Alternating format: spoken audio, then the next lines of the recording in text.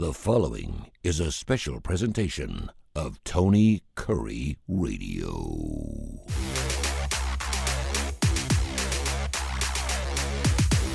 Welcome back to another K4Wins, the first one of 2026. And perfect timing here as we do this show here on Friday, right around 10 o'clock Central Time. Our next show is going to be on Tuesday.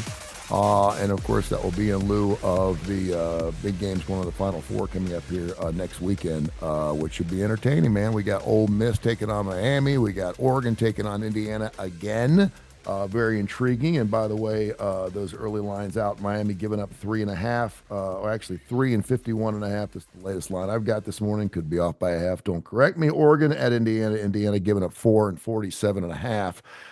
So we'll have those games. Kai Gregory's been doing his thing for 35, 40 years, playing both sides for a long period of time, master handicapper. Of course, we have K4, who is with the Las Vegas Sun. He's down there in Las Vegas right now doing his thing. And then my good friend Kip Kiefer, who I was actually hanging out with last night, watching some of the games.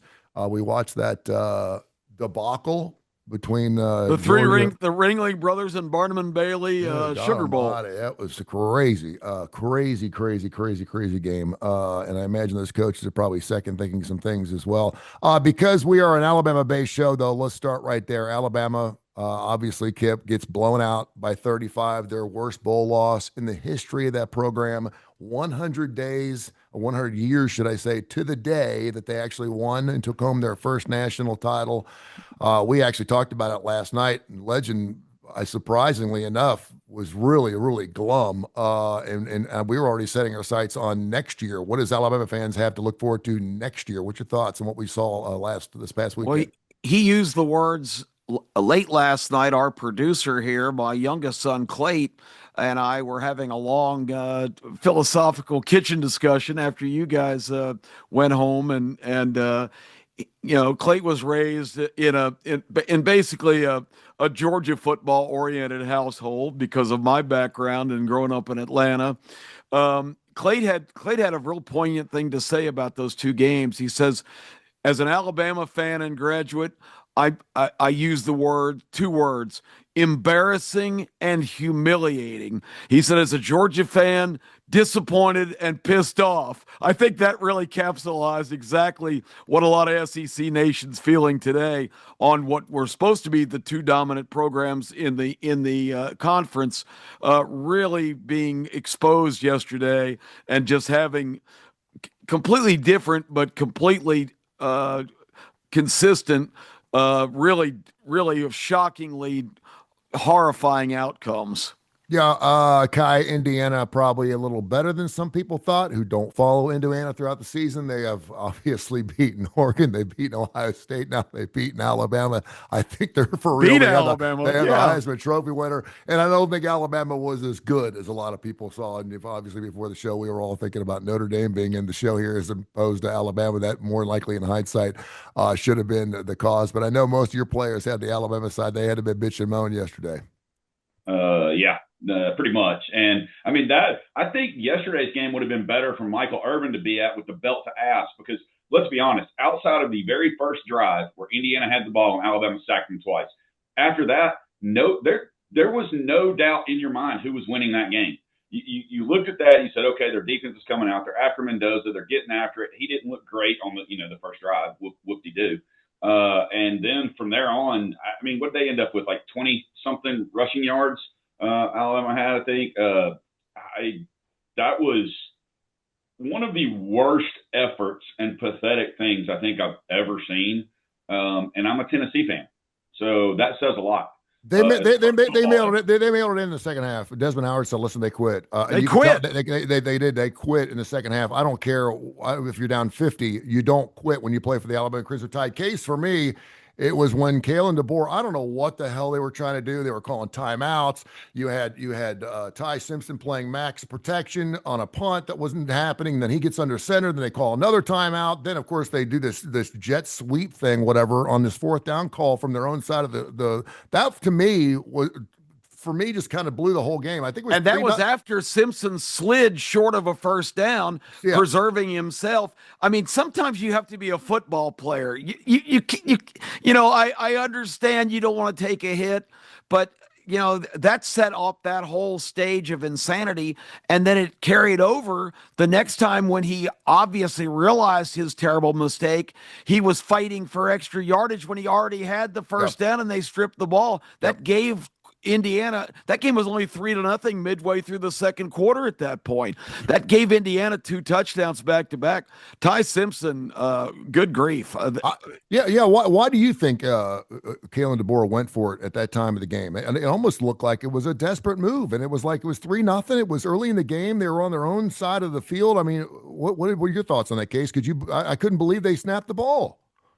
I mean, I think he probably realized what anyone that's watched these teams this season. I don't want to be too callous, but I mean, you can just watch our show. I said these teams are on different levels. I made Indiana -10. Yep, and you have to. Alabama had. I mean, you were on it all year.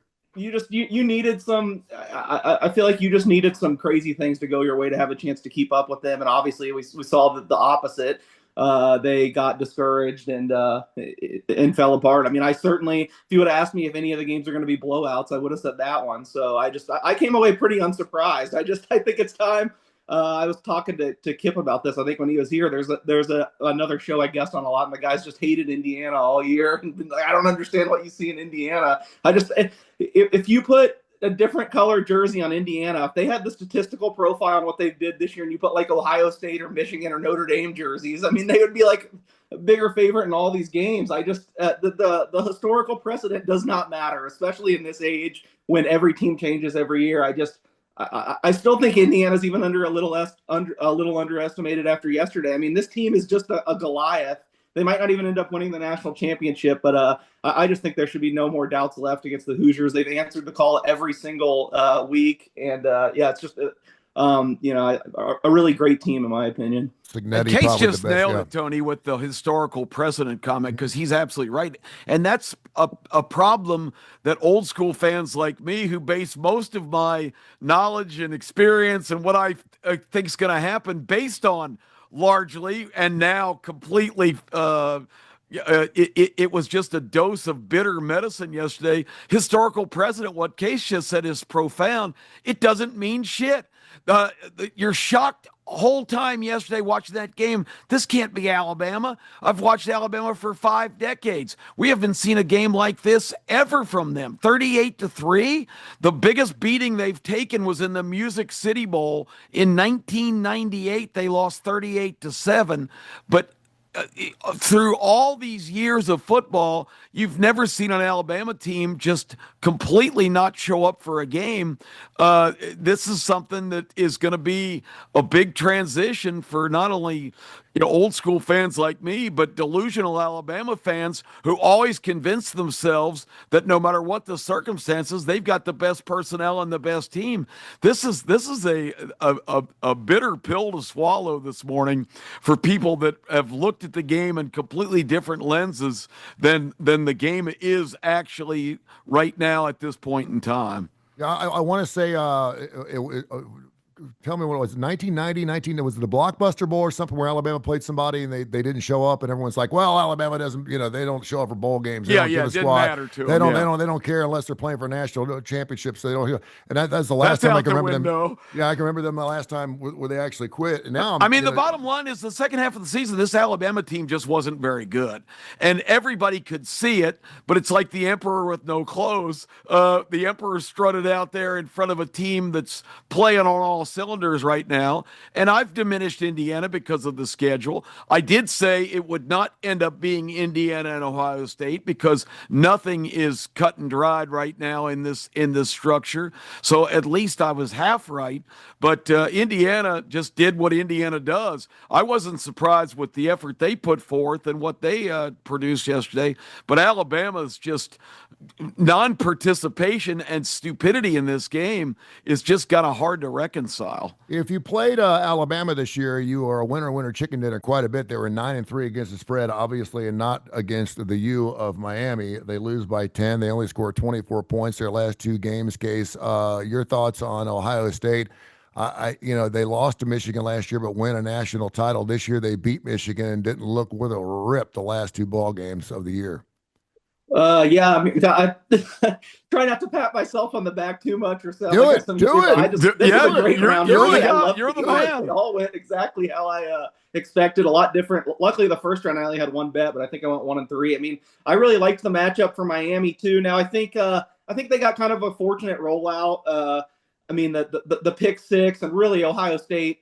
I mean, Miami did win in the trenches. They did come out and punch them in the mouth. But, I mean, if they play that game again, I think Ohio State's a touchdown favorite again. But just crazy things can happen in a one-game sample. Miami got it done. I think defensively, Miami's just scary. The guys they have they have on the field.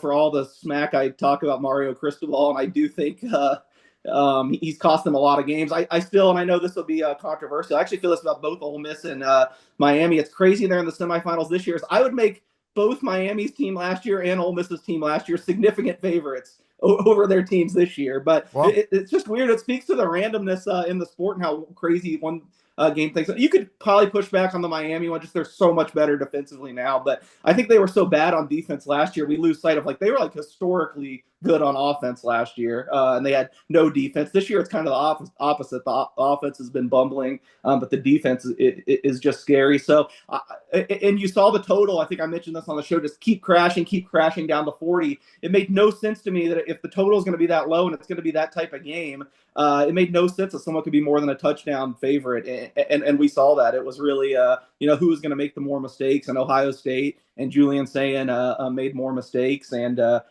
sets up. Speaking about the historical precedent, Kip and I just agreed on him. You don't even only have to look at Indiana. We got Ole Miss and Miami, who sucked for 25 years, never supposed to come through in spots. Oregon, who's never won a national championship. It's just things can change in a hurry now in college football. And it's by design, I think. I think the powers that be want an entertainment program more in line with the NFL. College football, as we know it, is not only in transition, it is changing, like you said, overnight. I thought the other really compelling thing is, and we'll let Kai weigh in because I know he's got thoughts on all this, but being Kiefer dominated right now, but when Ohio State punted with about 4 minutes left, you go, okay, here comes Cristobal now. He's going to fall down 3 plays. They're going to punt it back. Ohio State's going to come down the field and win the game. That's the script we're all used to. We are not used to the script that Miami buckles their chin strap, goes out there and beats the crap out of Ohio State's defense, which was vaunted all year as being an elite unit. They went right down the field and put the game away with a touchdown. Yeah. That was completely shocking to me. And I'm going to give myself a quick pat on the back. I said in that game when we analyzed it on Tuesday that in my mind, there was a huge edge at quarterback for Miami over Ohio State. Julian Sayin may develop into the greatest player of all time, but he's still just a young guy. I thought Carson Beck was the dominant quarterback in the game. I thought Carson Beck had been on the stage a long time. People were really down on him, despite I think his career record as a starter is something outrageous, like 45-5. This guy's been in the big games. I thought they had a huge edge at quarterback, and it played out just that way. Would have been fun to see Carson Beck play against Georgia. That would have been fantastic. Kai, yeah, we had Miami, Ohio State, obviously Oregon over Texas Tech, 23-zip. But we talked about the Alabama-Indiana game, of course, late last night. Ole Miss takes it by 5 over Georgia. What are your thoughts on some of those games? What would you say? We talked about it, and again, Tuesday, Alabama 74 stars and up, Indiana 7. So tell me coaching doesn't matter anymore. And if you flip, it's funny you're talking about the old school. That's the only reason why Alabama got in the playoffs, because of their name. If they have different jerseys on with their resume, they don't make the playoffs. With their 3 losses, with the worst loss probably of anybody in the top 25 to Florida State, with the way finished the year, their last 5 games, how much they looked like crap, couldn't run the ball. There's absolutely no reason they should have been in, but they were, and we see what happens. I mean, they got beat worse than James Madison did. So that says a lot, and add that to your history, Bammers. Anyway, I don't think Trinidad Chambliss can play like that again. I mean, he's like Roy Hobbs. It was like watching The Natural. I mean, but have 13 straight completions. At some point during the game, he made two throws, one that was on an out that I think if just about anybody else makes a throw is a pick six. And then that deep ball he threw to Stripling was just phenomenal. What about the scrambling play? The Patrick Mahomes flip you gotta look. You gotta give Gunnar Stockton a ton of credit. That kid got hammered on two or three of his throws that he just gave his body obliterated. I did not like Gunnar Stockton before last night. I was not a Gunnar Stockton fan. If I'm anybody on his team, I am telling him after the game, I'm sorry I let you down, because it is clear he gave everything for that game. But I'll move on. I think Kirby has some thought process, but really, how beautiful would this be if Ole Miss moved forward? Kiffin left to go to LSU, where he thought he had a better chance in the national championship, and his team is one game away for playing for the national championship. Yeah. I don't know if he's good enough to ever get LSU that close, ever. I mean, depending on how much money they spend, and it's going to be interesting. And I sat here all morning today, and then yesterday I have a pop-up on here for the transfer portal as people are putting their name in or announcing. And there's already been like 400 people. Oh, you knew it was going to happen. The transfer portal. Yep. And it's 10:30. Yeah. I know I'm a Tennessee fan. Top wide receiver is going to the NFL, so his little brother's transferring. Ricky Gibson, who they're counting on coming back as a defensive secondary starter in the transfer portal. One of the best linemen, transfer portal. It is ridiculously crazy to see this and to know that all these people are leaving. And then you get into one of the games today, Navy and Cincinnati, or you get into Rice and Texas State. Well, just the fact that Rice is in a bowl game, that tells us where we are right there. Rice is in a bowl game. Texas, but they're playing Texas. Rice belongs in a bowl, but not in a bowl game. Kip, that's your old school perspective. You're not in the new. But they suck. Here. They're 5-7, and they suck. Yeah. That's because people like Notre Dame said, no, we're not playing. I know. UAB was favored. They should have been. I'm just glad there's not a real strong rope around here, because I might not be able to live through the day. And I don't know how to tie a good knot anyway, so I'm going to be safe. And their Rice's top two quarterbacks opted out. Yeah, their top two running backs. Who knows who's going to play? You're the only person on the face of the earth that knows that. By the way, the other big stat that's going out today that everyone's bringing up are bye teams. The first 2 years, the playoffs, 1-7 overall. Yeah. Of course, Indiana's the only team to get it done against the Alabama Crimson and that's Tide. because Alabama didn't show up. I mean, Indiana was ready to play and did what they do. Alabama. I think the first year there were 4 teams that didn't obviously do because they. Well, two of them didn't belong. They didn't belong there. They didn't believe it. So they reseed. They change it up. These 4 teams obviously should get a home game. They should get the bye. But everyone kept talking about the rust. Casey, you tell me about rust games. Everyone kept saying, if Nick Saban's got 37 days to prepare for this game, he's going to get the shit out of him. Well, just because you got 27 days off, everyone's like, you're better off playing and being banged up than you are having a rest and playing football. Is that me? That's pathetic. Just for the record, just so everybody knows, anybody listening or anybody else, we'll put this out there. Saban retired. He's not coaching anymore. Really? What the hell on?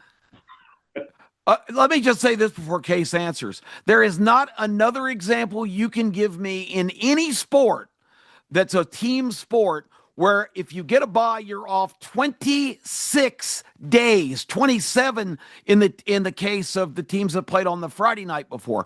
That is just absolutely absurd. That is not a reward. That is a death sentence, because in a team sport, you've got to pretty much start all over. It is absolutely a ridiculous flaw in this system to have this structure where you get rewarded with a home game if you're a 5 through 8, and you have to sit for a month if you're a top 4 is absolute absurdity. We need to go to 16. We need to go to NCAA basketball style brackets. 16 plays at 1, 15 plays at 2. Let's put some damn common sense into this thing. It is absolutely ridiculous as currently structured. Case, how have you always looked at buys? When I during the season, everyone says he's 8-0 after a bye week, and everyone takes a bye week before they play Alabama or before they play LSU. It's a bye week, exactly. When you're talking about 20, but I mean, let's be honest here. This has been going on forever. teams that play for national championships have had typically a 35 or 40 days off before their last game, before the game they play in January. But at least it was both teams back then. It's not like that anymore. These other teams have already played a game. They've already faced the pressure of elimination, and it makes a huge difference. If you ask the coaches, and obviously if you've got hamstrings or you got a quarterback's banged up and you want the extra time, and maybe it's the difference between a guy being off an injured reserve or actually playing football in a bowl game, I get that. But I have a hard time believing that just because a team's off for 4 weeks, that means they're going to come out and play rusty. Am I wrong?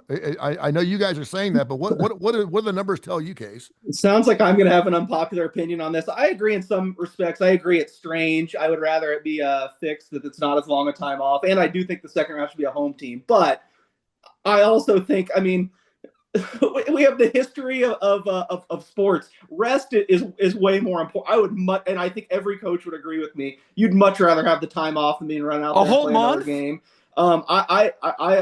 We talked about this during the year. I give a little team a boost to teams coming off a little bit of a bye. I mean, this has been an 8-game sample. This is not statistically relevant. So, I mean, no one that works with any data is going to say, oh, we're going to jump to conclusions about the game. Also, I feel like it's being really overblown. You nailed it. That there was a stat they showed in one of the games about how teams off the bye performed in the first half of their games, and it was like, I don't know, hugely lopsided. But all that was based off Boise State and Arizona State last year, who not in a million years were a top 4 team. Yeah, and Georgia looked really good in the first half last night, and they were a bye week, and they didn't really. They had a scoop and score, so that was a little bit tainted. But I mean, too. they were up 9, so I mean, they obviously looked a lot better. They couldn't do anything offensively in the second half. That scoop and score helped the over 14.5 in the first half team total for Georgia, though. Oh, there you go. Yeah. Yes. So to me, it's not really a factor, but I do agree. The length is a long time, but I would rather have the rest than play in the first round. I do think they should get a home game too. I mean, I think I saw some of the viral tweets of people saying like it was like $40 to get into all these games. The fan bases just aren't going to travel to 3 straight neutral sites. I don't even have a problem with neutral sites starting at the semifinals, but I think if we stuck in the 12 team, maybe everyone gets a home game or something like that. They deserve to get that. I mean, if they're going to have the time off, they get to buy, they get the home game. I wanted to ask you, Kai, did the safety last night in the Ole Miss game play into any bad beats for anybody? I saw that. We were all discussing it. I have never seen a safety that way where the ball hit the pylon. It was the craziest thing. It went from 37 to 39. Did that set any numbers off for second half team totals or anything else? Yeah, and for all the people out there that play 10-point teasers, that took them, if they had Georgia in a 10-point teaser, they went from winning to losing by that. So, I mean, it was huge because the line adjusted, and it got down as low as 5 at game time. Guess what happens in a 3-team 10-point? If you tie, you lose. So that's safe. I mean, that safety is huge. Georgia bettors were right there, then boom, no. And it didn't change the over for the second half. It had already hit, but it helped Ole Miss in the second half. That was the most bizarre 10 minutes the last game, taking the stage off not once, not twice, 3 different times, and then putting another second back on the clock, and then that last play, they moved the stage twice. They put it on the field twice. And somehow Georgia gets the ball on their own 35 again with a second left. I'm like, what the hell just happened here? And then they throw that little thing where it was bizarre. Well, they tried that on the kickoff. They should have just taken a knee. Ole Miss showed you the previous play where they hit a 44-yard bomb. Run a damn offensive play. Don't go to a clown show. The whole game was just insane, bizarre. I don't. It was only like a $20 bet or something, so I don't honestly feel that bad. But I did get sent. I don't know when they bet it, but someone I know bet under 72.5 live. So the safety. Oh no! The safety Unbelievable. I also say I did hear other people mentioning the teaser thing. I know. People will think I'm an edgelord to get mad at for saying this, but I have no sympathy for you if you lost a bet teasing through 0. Just never tease through 0, especially not in college football. I love it. Man. All right. Bookies love teasers for a reason. I mean, there's a reason. And 99 out of 100 times, if you win your teaser, you win the game outright. ATS against the spread. It happens every single time. That number does not come into play. It sure looks often. good. Yeah. And parlays too. Case was behind the scenes. We talked about this before on the show, but for new listeners, Case was allowed behind the scenes at the Superbook a couple of years ago to watch an entire day of what happens behind the lines. And Case, tell them what the reaction at the Superbook is when they get a big concentration of parlays. Well, really, I was just kind of surprised there wasn't much reaction. They're just used to it. I never realized. I know parlays are popular, and this was many years ago now.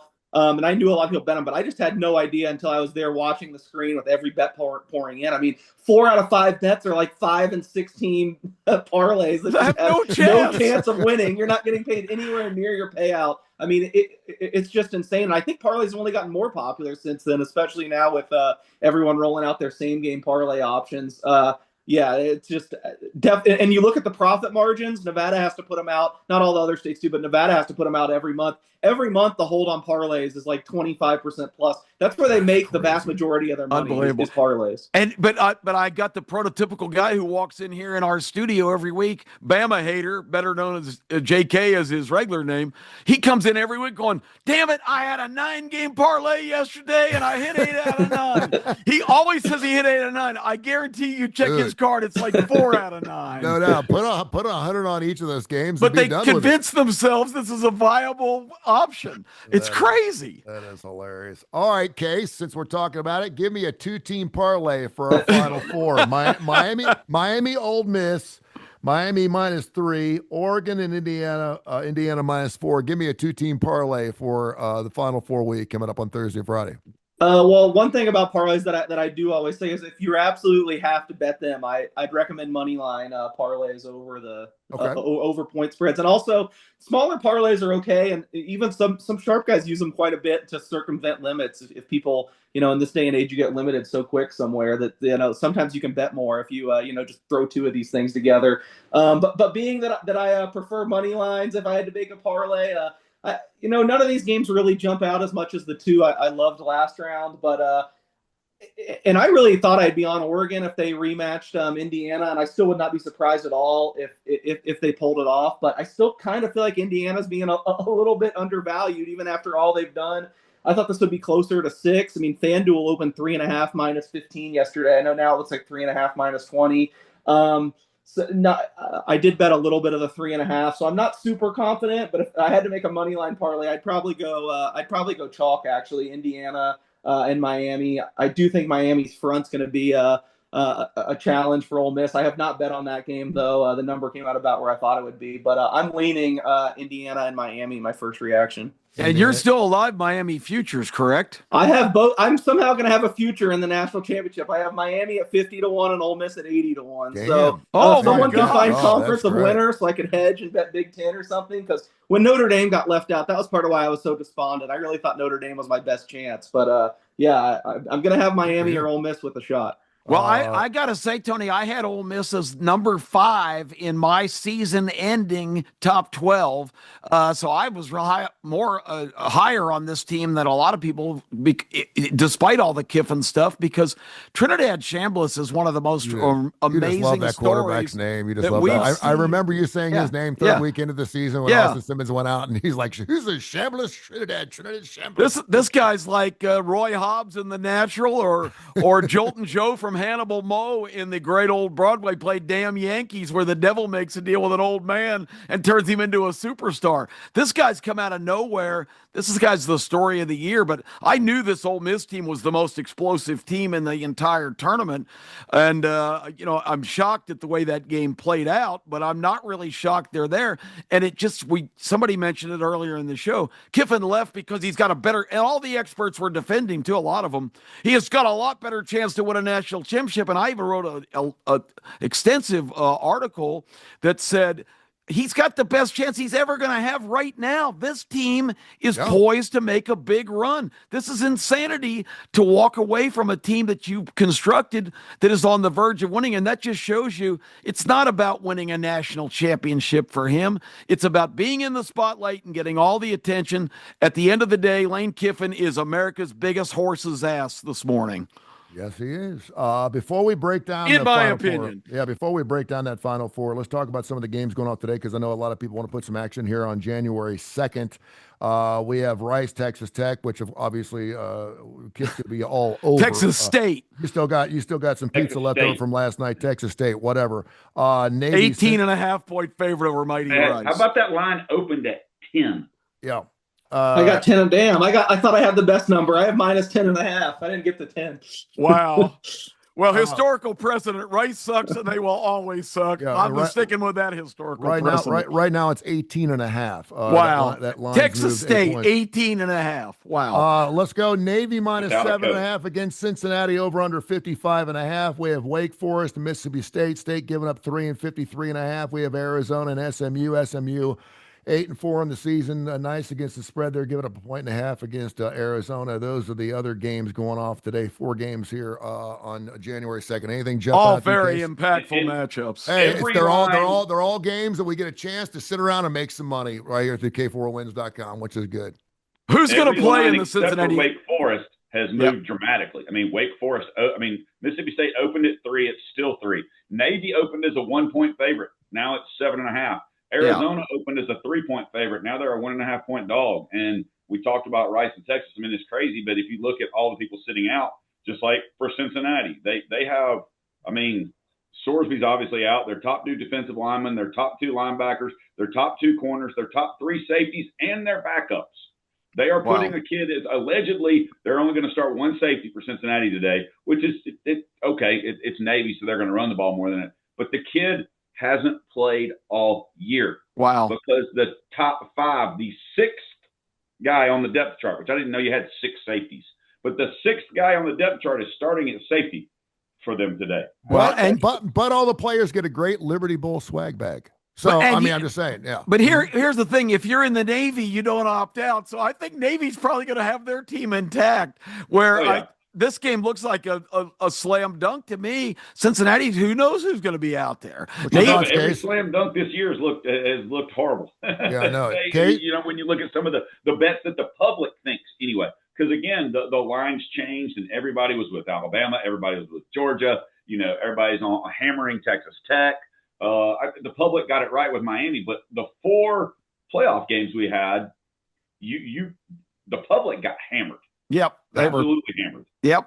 Which is good for you. Case, Navy minus 7.5. You like it? No. This is the one game I don't have a bet on the point spread. I honestly feel like it's kind of gotten too high, and I'm a little tempted by Cincinnati plus 7.5. I've just heard, and it's true. There's no doubt. I've heard so much talk about how good the service academies have been in bowls because, like Kip said, they always have their full team. And man, it's been a really good money making strategy the last 10 years. But I feel like now it might have hit the saturation point because Navy just getting bet up and up and up. Over 7 would be too much for me. Again, I have not bet it, but I would lean Cincinnati plus 7.5 at this point. A little different than when it opened 1 or whatever. You're paying quite the premium. What's the SEC now? I think what is it, 4-8 or 4-7 against so far in bowl games? Obviously not one of the better conferences, but then again, the SEC teams beating each other up as well. SMU, Arizona, Wake Forest, Mississippi State. Any thoughts on those games, guys, that you want to play today? Well, Mississippi State is going to be excited to be there. They're 5-7 too. Yeah, but they thought they were done. They thought they had to win at Arkansas, or no, it wasn't Arkansas. It was at Missouri at the end of the year, or beat Ole Miss, and they lost both those games. And it was like, shit, we still didn't make a bowl game, but they are in one, and I think they will actually show up and be excited to be there. Wake Forest, I can't imagine that they're that motivated.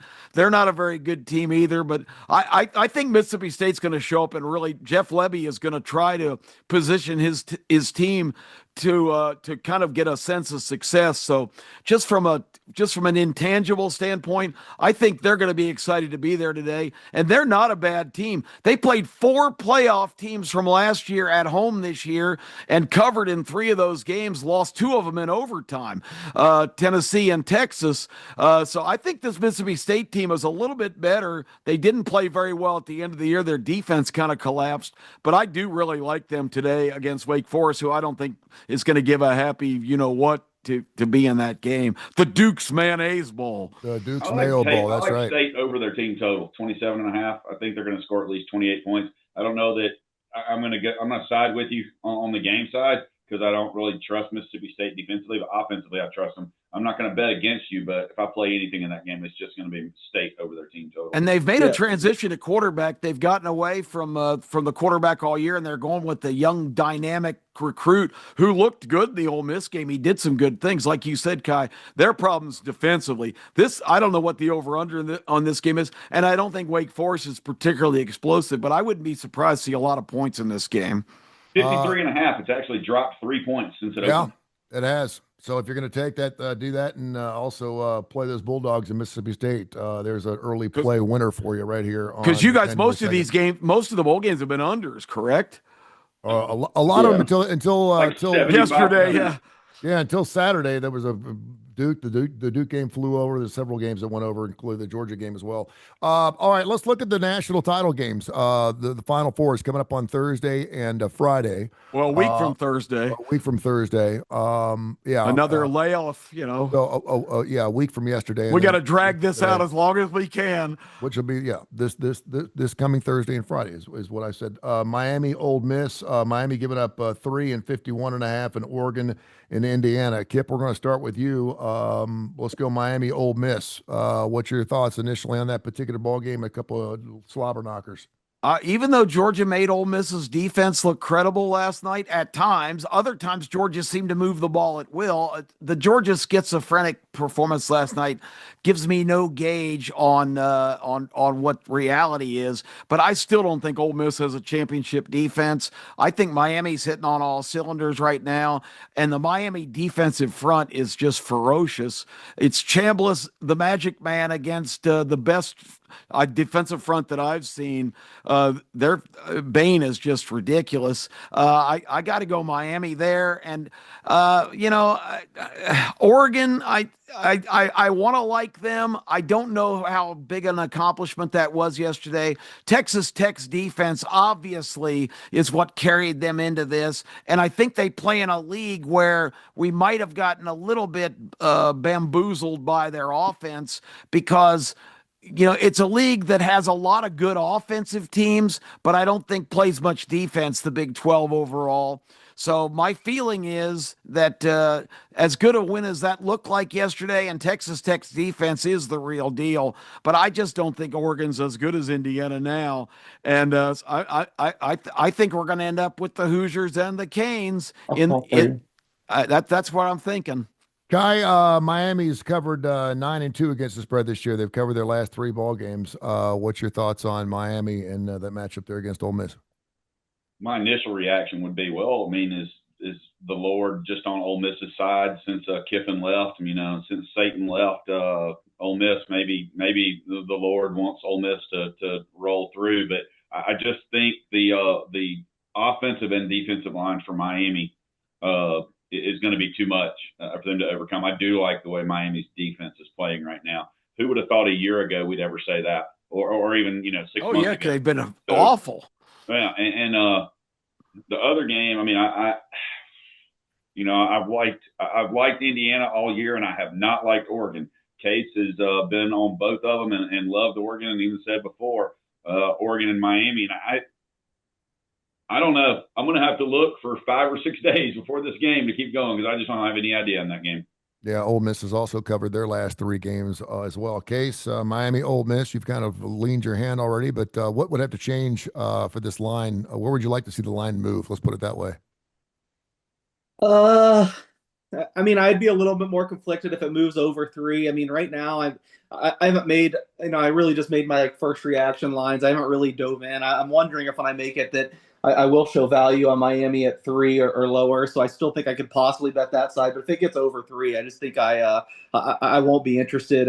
Ole Miss still has the wild card in Trinidad Chambliss. If he really goes off, they have a chance. But yeah, I certainly lean Miami that way. And then the other game, it's just Indiana's just a little more trustworthy. I feel like it's kind of a consequence of having such a young team. Oregon leans on so many young guys, is that I just feel like you don't know what you're going to get on a week-to-week basis. They could absolutely come out like gangbusters and be great and beat them. I wouldn't be surprised at all, but it kind of feels like they're all over them. I mean, even in the playoff, obviously, Texas Tech was pretty flawed, but you saw how well the defense responded to their bad first game. I mean, there's been times this year where they put up 40 in the first half of one game and then struggle to score more than 3 touchdowns the next. I just feel like Oregon's kind of a grab bag week to week, whereas Indiana, I mean, I do think Oregon has more talent than Indiana, other than at quarterback, obviously. I think all the talk about how Indiana's got it done with such little recruiting profile. I have to put a little bit of an asterisk on that just because you have the consensus number 1 pick in the NFL draft at quarterback, which makes a big difference. But Indiana, I just feel like it's so consistent. You know what you're going to get that I feel a little bit safer backing them. Although they have taken some money even this morning. It's getting more into place. I see even some 4.5s now. I thought the 3.5 number was a bad opener, and I had to fire on Indiana at that price. Together, Oregon and Indiana gives up a total of 3 points in their last ball games, and that over-under is 47.5. I thought it'd be 43, 44.5. Am I thinking that's a little high for these two teams? Why are people thinking that? And obviously, Oregon got some scratch stuff late, and we saw what Indiana did against Alabama. But Bama quit. I can't see either one of these teams putting up another 30 spot. What's your thoughts on that case? I made it 46.5, so I made it basically right on. I don't know. It'd be interesting to see. Oregon obviously wants to play with a lot of pace, and Indiana does not. So it's kind of a battle in that regard. I just feel like there's probably a high tail to the over just because Indiana clearly has the firepower if they need to play that type of game. But it's a national semifinal. I don't know. I'd be interested. I want to look back and see what the first game is. But the total didn't jump out to me. I will say I liked the total in the other game, actually. I think you were getting a couple extra points just because of the Trinidad Chambliss show against Georgia. I thought 52.5, which it opened, was way high. I'm not as confident on totals. Obviously, I don't even really bet them during the regular season, so I didn't go crazy. It was just a normal size bet, but I did bet a little under 52.5. I think it's going to be hard. Miami just doesn't play games like that, and I think they're going to be hard pressed to just be this wild chuck it down the field. I don't think they're going to have enough time. I mean, Georgia's defense had gotten better as the season went on, but their pressure rate metrics were just terrible all year. They just did not make quarterbacks as uncomfortable as they did in their heyday. And Miami is just the king of that. I mean, Chambliss is just not going to have the time he had against Georgia. So I definitely had of the totals, I had a stronger lean to the under in the Miami Ole Miss game. Yeah, that Miami game, interesting enough. Miami's gone under the last 3 games. Ole Miss has gone at a 2-4 clip, so they're not getting it done. And we see this a lot in it seems like when we get to the championship rounds, we always talk about defense winning championships. That's the way it is. If you have a great offense, you have a better shot at having your great defense show up than your great offense. It just happens that way. And again, with Oregon getting healthy on the offensive side of the ball, that wasn't the side of the ball I was really worried about. And then they come out and put the goose egg up and get it done against Texas Tech. Now, Texas Tech hadn't exactly been lighting the world on fire. I think a lot of people think of that Red Raiders, that high-flying offense from the 90s and the 2000s. Yeah, it's not the same. This ain't Tommy Tuberville. Morton was abysmal yesterday. He was terrible. Guns up, man. They shut them down. So give some kudos to Oregon and what they did there. I thought that was fantastic. I don't think, and I know we've talked about Indiana all year, and if you listen to this show, you've certainly seen us move in this direction. And if you watched it, Case has been on Indiana all year long, and he's on them again against the Oregon Ducks. I just think this is kind of a new phase. Normally, people would talk about coaches used to love bowl games because that allowed the players to have extra practice time for next season. They could look forward to the next season. Now with the portal opening up today, and you mentioned 400 and something guys going in. We got the first hour and a half. We got quarterbacks trying to get 7 and 8 and 9 years of eligibility because Diego Pavi is like, I want that $3 million I made this past year because he's not going to make that in the National Football League. We got the quarterback for Ole Miss who's trying to come back. He ain't going to come back. These kids are seeing dollar signs. They're going like, damn, he got turned to get down. back. He lost his appeal. So it's unfortunate, but you're going to end up seeing probably some 28 and 29-year-old dudes playing in college football probably the next. And why not?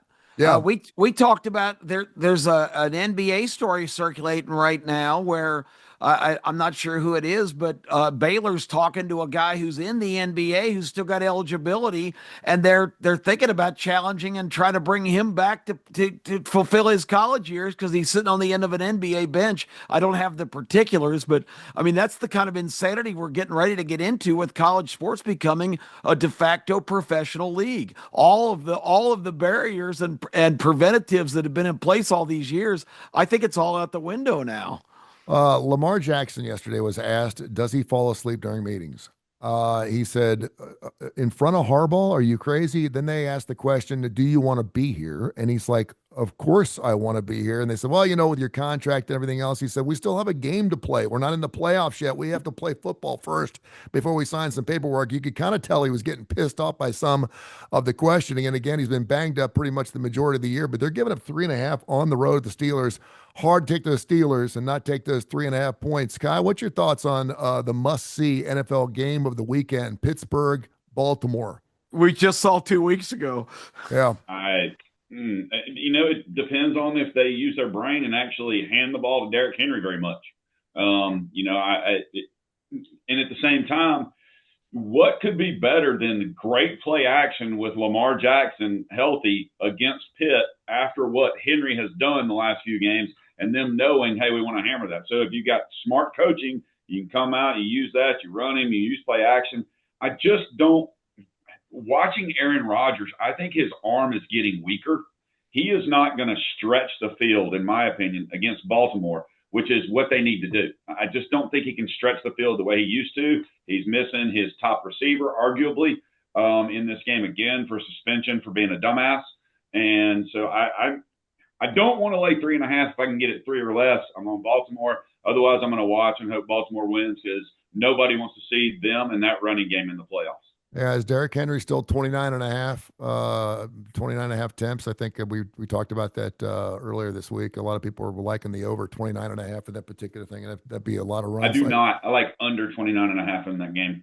There you heard it right there, under 29.5. If it is 29.5, it probably went up a little bit. Derrick Henry coming up. Probably the last great running back that Alabama's had based on what we just saw this past year. Your thoughts on this particular ball game and Sunday? I know it's we're playing for some seeding and some stuff. I know, and Kyle, stay with you too because right at the top of the game, you said something about the Bucs and the Panthers game. What'd you say? I mean, if you look at the power ratings, offensive and defensive efficiency, and all those kind of things, and I realize Tampa Bay has lost 7 out of 8, but in every aspect, in my opinion, even at quarterback, they are stronger and better than Carolina. Tampa Bay has been in this position before where they have to win to get in the playoffs. When's the last time Carolina was even thought about the playoffs? I mean, Cam Newton, however long ago that was. Yeah, so I love Tampa Bay in this game at home. I don't want it to go above 3. I already bet it. I actually got it at 2. And I know it is 3 and 3 across the board, but it's plus 100 or so even money bet. There's no juice for you at that. I really like that, but not as much as I like San Francisco over their team total 23.5 at home against Seattle. K4Wins.com, K4Wins.com to get all these plays because there is money to be made. A case that'd be interesting too because I know a lot of people kind of throw. I don't know. Professional gamblers, this is what they do for a living, so they're looking for value in every game they do. And when you've got half a football team playing out, teams, Aldo Greco used to always say I was great. Forrest Gregg used to be his coach at Green Bay, and he's like, move those GD U-Hauls out of my damn. Your ass is mine until the end of this football game. I don't want to see one damn boxed up and put in a U-Haul until your ass is done with this game. They would be like 3-12 or whatever going into the final game. And I was like, everyone was just packing their shit up and leaving. But I would think a good handicapper like yourself would find some value in games that look like there's really nothing to play for.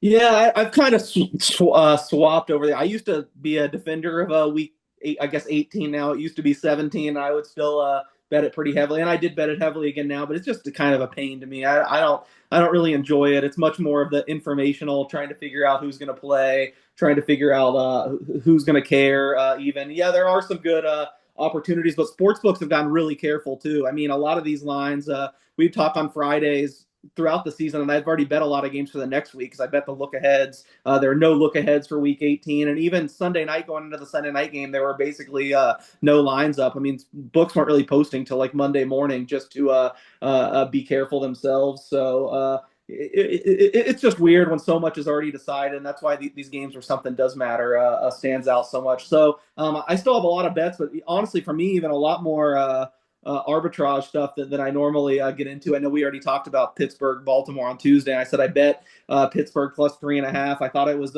too high, but I also did it as a hedge because I have so much Baltimore future exposure. However, I'll stand by it. I said I bet it. I bet it. But man, everything Lamar Jackson's doing is under such a microscope now, and there's been some positive things too, not just the words. So the Ravens fans point out that there's pictures of him at practice this week. It was the first time, I think, since like week 6, he doesn't have his ankles taped at all. So maybe last week was a big one for him sitting out.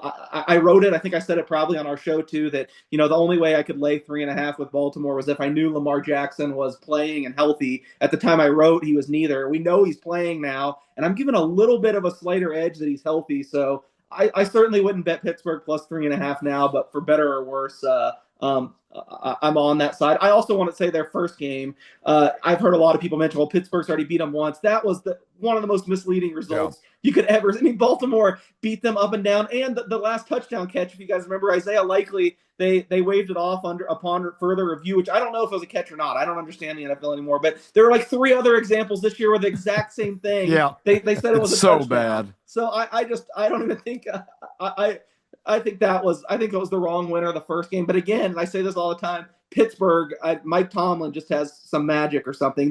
They win every game that goes like that. So I'd like to wave off my plus 3.5 Pittsburgh, unless you have Baltimore exposure like that. They win that. I agree with you. Mike Tomlin wins those games in the regular season. Yeah, well, and this is kind of an in-between. This is like a play-in game. Aaron Rodgers. What was it? It was like 2 months ago, I think we talked about that, about Tomlin and his playoff record and what other coach could actually still be employed if they had the playoff record he has. He's got the record now for most consecutive 500 or better years, right? They're 9-7, so he's done it again every single year. For viewing experience, you got to want Baltimore to get in. I don't think Pittsburgh has. Baltimore still has a chance to make a run. Pittsburgh in the playoffs, no way. Who's quarterbacking for the Steelers next year? Is Aaron back? He sounds like he wants to come back. Yeah, I don't think he's coming back. I don't think they're probably enthusiastic about him. Sounds like back. He saw. I know there's going to be some teams interested. He goes, "Want to be a team interested because his ass is getting old." I don't know why he's still playing, but he still wants to get out there and get out there. Trinidad Chambliss, after leading Ole Miss to an improbable national championship, becomes a polarizing first-round pick. There you go. The story continues. If he would go down that far. Raiders. Yeah, if he would go down that far. I used to have a gigantic backyard in Atlanta when I was growing up, and we played games. We played football, 6-on-6, 5-on-5. I saw plays last night in that game that were exactly like those backyard games. You would run around as a quarterback, run about 150 yards, and finally somebody would get tired of chasing a receiver, and you throw it as far as you could and complete it. That was exactly what we saw last night. Unbelievable. Trinidad Chambliss is one of the most, and I called it early in the year that this guy is the storyline of the year, and I had no idea how right I was. If somehow Georgia could have won that game, pulled that, and they asked the ref, I forget who was actually on camera, and they said, do we really have to put the second back on the clock? He goes, dude, have you watched enough football to see what happens with 1 second left on a clock in a football game? Absolutely. We need to move the stage off and put the 1 second back up on the clock. And I didn't realize, because we just thought that once you touched the football, the clock would run off. But since he fell down, he was already down at the time. But yeah, because it didn't even look like Ole Miss was even trying to recover the ball. They just sat there because they didn't want to touch it and have it deflect off them. Exactly. So they just sat there and watched the guy jump on. Next thing you know, they got a second. They're moving the stage back off the table. It's crazy. Unbelievable. Okay, so I got a question before we go, because I want to know if you think I'm crazy and what number you made. I love Las Vegas plus 5.5 this week at home against the Chiefs. Are a whole lot of people not playing for Vegas or something? Yeah, I mean, they've basically shut down all their good players, but so is Kansas City. I bet the Raiders plus 6.5 against my better judgment. The other thing that I think is important of why the Raider, it would be typical Raiders if they won this because they need to lose to get the number one pick. But the Chiefs have shut down just as many guys. And Pete Carroll came out this week and said Aiden O'Connell, who hasn't played all year, will split snaps with Kenny Pickett. I think Aiden O'Connell's better than Kenny Pickett. He hasn't gotten to play all year because he's not Pete Carroll's guy. I feel like he's going to have something to prove. I would not be surprised if they put up some points with O'Connell. The question then is, do they bench him because they don't want to win? But I agree with you. The number is way too high if you look with who the Chiefs are trotting out there right now. All right, Kai, how we doing on numbers-wise? And obviously, we're more than just college and professional football. We are NHL. We are college hoops. I went and caught me some college hoops. I got some college hoops in my blood this weekend. Was excited about that. Saw the UAB Blazers give up a 17-point lead and lose to Wichita State. The Shockers. It sucked. The Shockers. 3-point favorite. Oh, I was in shock. But you know what? I love going down to Bartow because me and my son had 4 hot dogs, 2 drinks, 2 candies, and 2 popcorns, and it was all like $21. And I was like, you know what? This is my kind of deal, as opposed to going to Protective where it's going to cost you like $69. I was like, a $3 hot dog is all about it. But how are numbers looking there, big guy? Oh, not too shabby. Although we did start the day. So last year, 25, we started New Year's Day 5-1. Started off great. Nice. Didn't look back, up all year. This year, not so good. I picked some of the wrong ones to post. Clearly, we were 3-4 yesterday. But last week, 22-17. Last month, 118-77.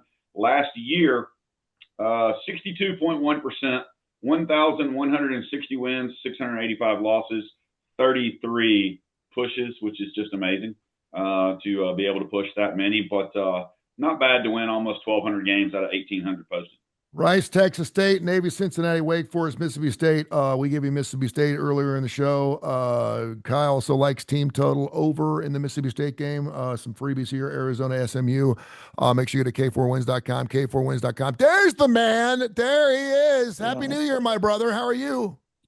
Good. Oh, Hey, fantastic. King. Great to see Hi, you, King. Cuckoo. Good. Go Knights, go. Go Knights, go. We got to do something about our Knights. They're playing terrible. Me and you went and got a big 7-2 win, and they haven't won since, King. We got to go to more games. Yeah. Maybe we can go to the Wild versus the Golden Knights. Yeah, the Wild. I think the Wild are a real good team this year. I think they have a chance to be a team that we can count on to win just about every game right now. They're playing really well. Yeah, say bye. Bye. See you, Thank buddy. you, King. Have yourself a Happy wonderful New weekend. Year, buddy. Happy New Year. All right. Hey, and we we're got college basketball, and don't forget, in my opinion, the number 1 team in the country plays tonight, hosting USC, Michigan -22.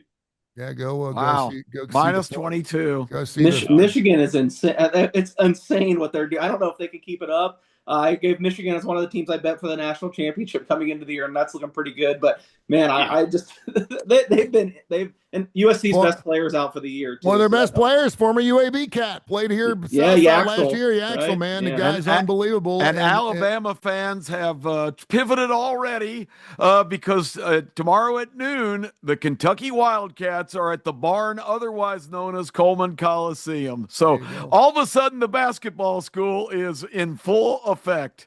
There you go. And it could not come soon enough. I got news for you. If Philon, or whatever the hell, however you pronounce his name, is not super healthy, because I know he was injured the other day. If he's not super healthy, that team's in trouble.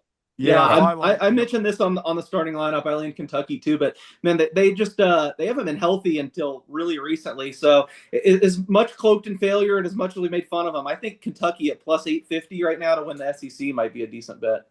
Good. All right, call. gentlemen. What's the line on Alabama Kentucky tomorrow, real quick?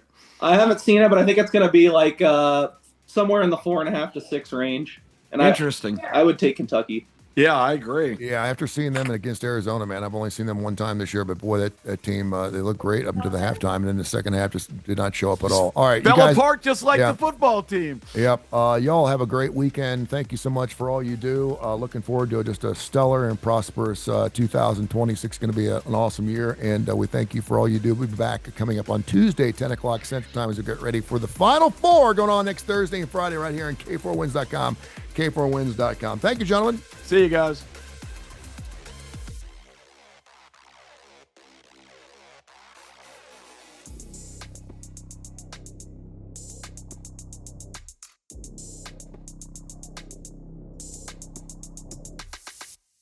This has been a special presentation of Tony Curry Radio.